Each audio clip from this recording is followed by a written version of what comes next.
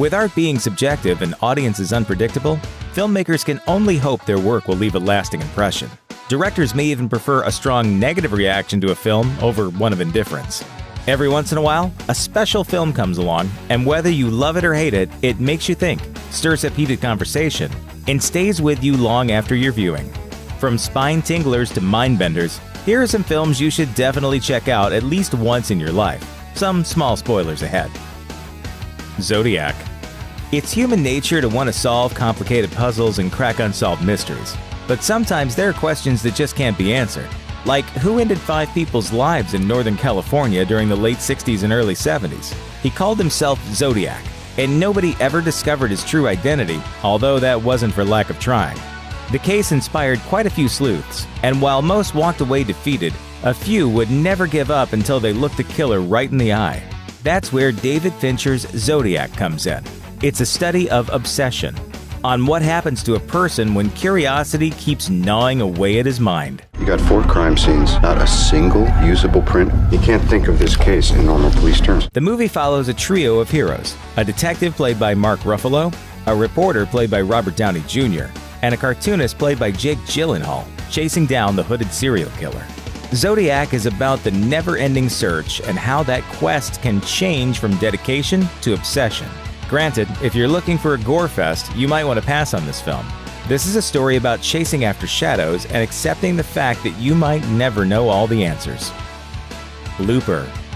Time travel is a common trope in science fiction. It's used so often that it can get pretty stale, and that's why Looper is a treat for any film fan. Written and directed by Rian Johnson, Looper uses the genre's time-bending conventions to focus on how violence only begets violence, and how our actions can wreak havoc across generations.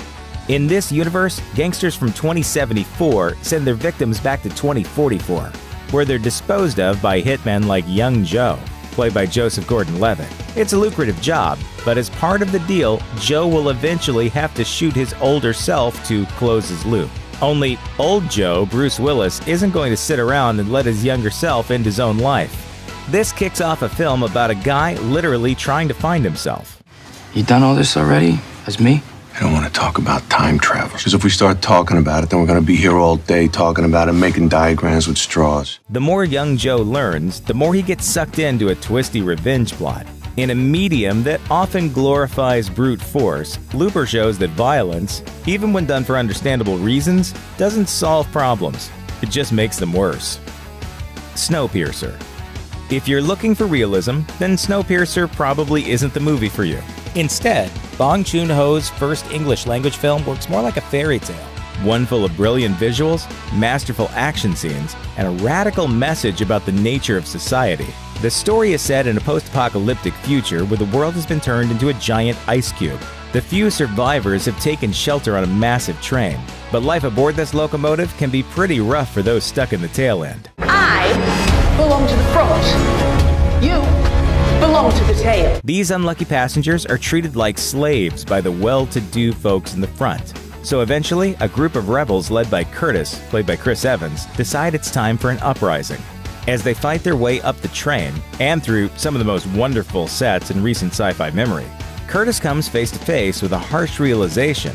Without getting too far into spoilers, Snowpiercer isn't just a critique of the class system. It's an examination of the very idea of revolution.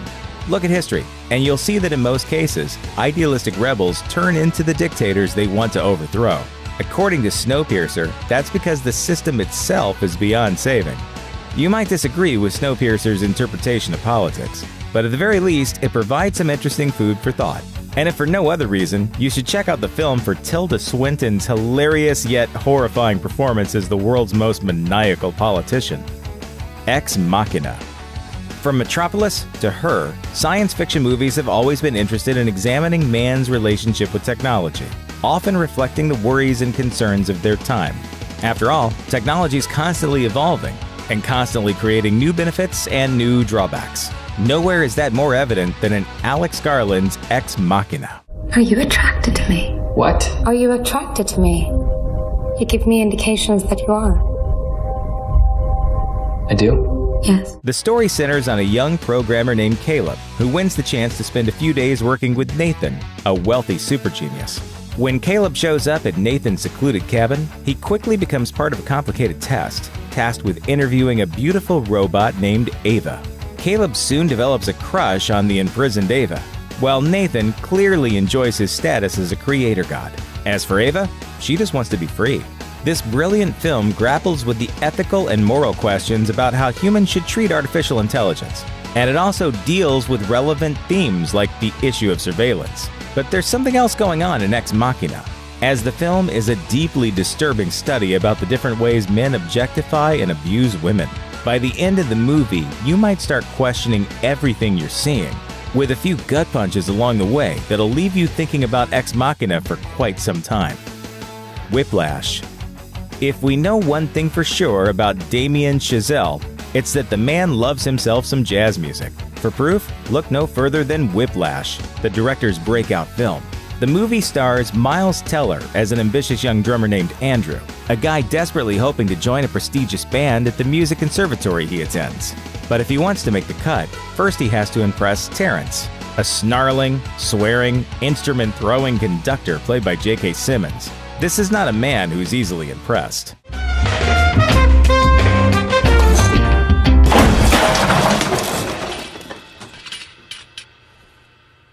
Driven by his need for perfection, Andrew dedicates every waking hour to becoming the world's best jazz drummer, practicing so hard that his fingers bleed. Meanwhile, he burns every bridge and ruins every relationship in his life, all to achieve his goal of greatness. Andrew only grows more and more obsessed with impressing Terrence and becoming the next Buddy Rich. Sure, he's becoming a horrible person, but he's going to get his face on the Mount Rushmore of jazz music. That's why Whiplash is such a fascinating film.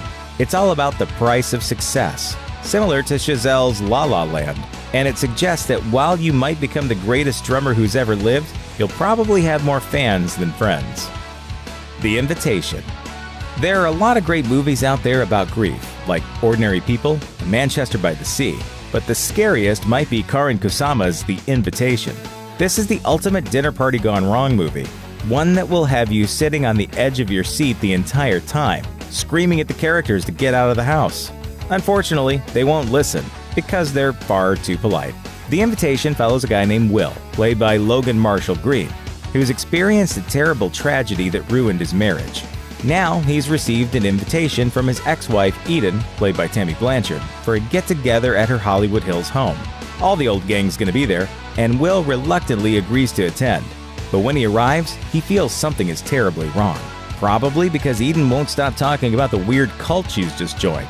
Or perhaps everything feels off because Will is still trying to cope with that tragedy from his past, an event that occurred in this very house. As his emotions come boiling to the top, Will must grapple with old wounds that never healed, while trying to convince the other guests, all too nice to question their host's odd behavior, that something weird is happening. You think we're crazy? I never said that. It's okay.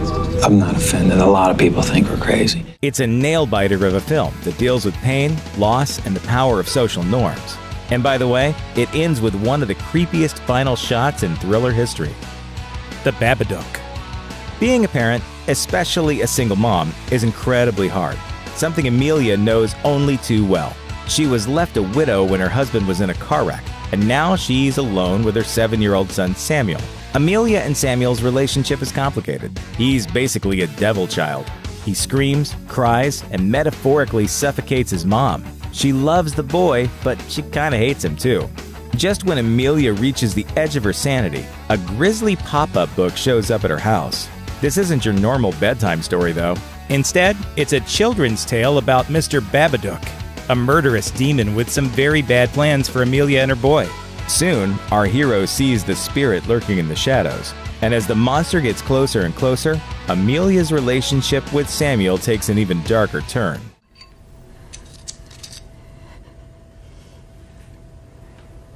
The Babadook did it, Mum! Written and directed by Jennifer Kent, this Australian film works perfectly as a first-rate fright flick. In fact, William Friedkin, director of The Exorcist, said it was the scariest movie he'd ever seen. But really, The Babadook feels more like a compassionate version of The Shining. The movie works on multiple levels, examining the depths of depression and the pain and suffering of being a parent. It's a story about battling your demons and keeping them at bay, even if you know full well that you'll never truly defeat them. Get Out. Warning: the less you know about Get Out, the better. If you want to keep completely spoiler-free, just know that writer-director Jordan Peele has crafted one of the greatest horror movies of the 2010s. One that surpassed all box office expectations and impressed nearly every critic on Earth. You should also know that Get Out is a movie about racism, but not the kind that involves rednecks, nooses, or burning crosses. Daniel Kaluuya plays Chris Washington, a black photographer dating a white woman, played by Allison Williams. She wants Chris to meet her parents, but Chris isn't sure that's a good idea. He knows a thing or two about being a black guy in a white world. Nevertheless, Chris gives in, and Mom and Dad certainly seem friendly. Many cringy compliments later, we begin to wonder if these people aren't quite as PC as they seem. And maybe that's true about more Americans than we think. Do you find being African American has more advantage or disadvantage in the modern world? We won't give away any more of the plot, but rest assured, things get really scary really fast. The movie plays out like those horrific conspiracy classics from the 60s and 70s, like Rosemary's Baby or The Stepford Wives, with its ever-growing sense of dread. Peele's debut film is a brilliant satire of race relations in the US, while also featuring one of cinema's creepiest party scenes and an intense climax, to say the least. Thanks for watching. Click the grunge icon to subscribe to our YouTube channel. Plus, check out all this cool stuff we know you'll love too.